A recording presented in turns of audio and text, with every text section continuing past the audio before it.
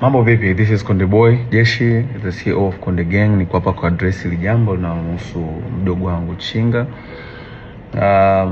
Kwanza kabisa nikiri kwamba mdogo wangu alinitumia message na kuniomba kwamba anataka kutoka kwenye label akawa independent artist. Na mimi nilimjibu straight kwamba mdogo wangu, wish all the best. I got you back all the time as usual. Kachini na viongozi wa Konde Gang, video contacts, finalize muone mnafanyaje. Contract inasema endapo atataka kuterminate na ku-own master, kununua ku-own master. Nikisema master na maanisha catalog, the whole entire catalog. Nyimbo zote hata zile ambazo amezifanya mimi ili ziwe za kwake lifetime. Just naingiza pesa kwake lifetime. Inatokea alipie kuzinunua hicho kiasi cha pesa kilichotajwa kwenye mkataba ambao mdogo wangu alisign 4 years ago na kampuni ya Konde Music. Hayo ndio ilikuwa ni mazungumzo na lakini sijui nini kimetokea kwake baadaye. Akaja kusema kwenye social media kwamba nimemdai kiasi cha bilioni 1. Nikiri kwamba sijamdai kiasi cha bilioni 1 na nisingependa pesa yangu tena ije kunichafua mwenyewe. I did my best. I wish him all the best. Nampenda sana, msupporteni sana. He's an independent artist from now on. Nikiwa naongea promoters, mkiwa na show mwiteni, fanye pata risk, aisaidie familia yake. Even though lengo tupate risk wote kama ilivyo mwanzo, as you know, ni biashara na tulikuwa tukijitahidi kwa uwezo wetu kuwekeza ili kukuza career ya msanii ambayo itakuwa ni lifetime na kuchange maisha yake.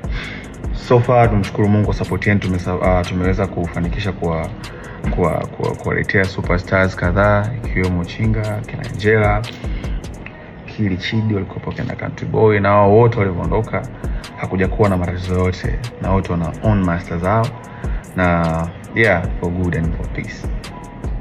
Hamna mtu yote mwenye malalamiko ya kudaiwa. So that's how we live by lifting each other.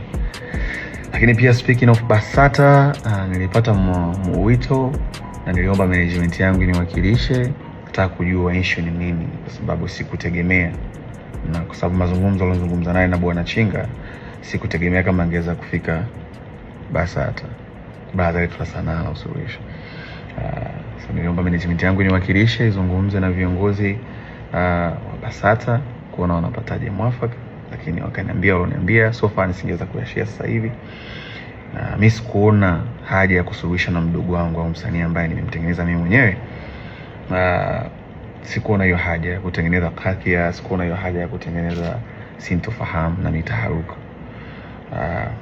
So as I said, my decision kuhusu aende akafanya muziki wake na make sure mnamsupport pia.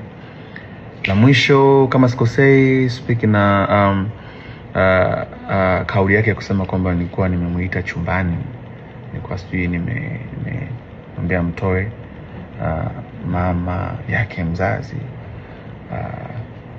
It's sad, na sio kwamba sijui how it's tarnish image, na sio kwamba sijui kuna baadhi ya watu wanaweza wakaamini kwa ni kweli, lakini sina namna. Mtoto akiganyea mkono huwezi kukata, utafanyaje? First, nimemwachia Mungu. Second, nimemsamehe. Na mwisho namwombea. Mimi sihitaji msamaha wote kutoka kwake.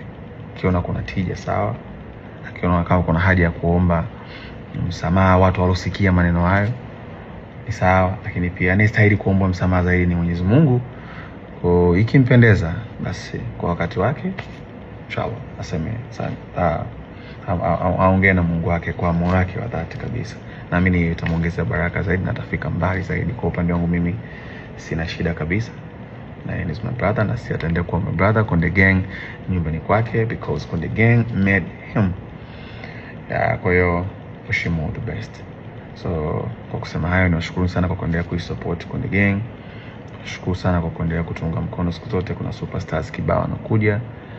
And thank you so much for your time watching this. And Konde Gangs for everybody. This is Konde Boy.